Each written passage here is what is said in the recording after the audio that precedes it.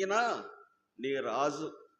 రాజు అంటే అర్థమైంది, రాజు అంటే అధికారం గలవాడు, నీ మీద అధికారం ఉన్నది, నీ మీద హక్కు ఉన్నది.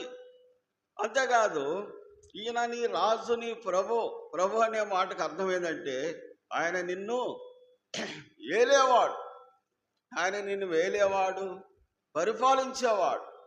అందుకని మనం ఆ దేవునికి మనం ఏం చేయాలంట, ఆయన్ని నమస్కరించాలి, ఆయన మనం గౌరవించాలి, ఆయన మనం ప్రేమించాలి. అంతేకాదు ఆ దేవుడు మనం పూజించే వారంగా ఉండాలి, గణపరచాలి, పూజించాలి, ఆరాధించాలి. ఇందువల్ల దేవుడు కనుక ఆయన మనకు రాజుగా ఉన్నాడు, రెండోది మనకు ప్రభువుగా ఉన్నాడు. కాబట్టి ఆయన మనం ఏం చేయాలి చెప్పండి, నమస్కరించాలి.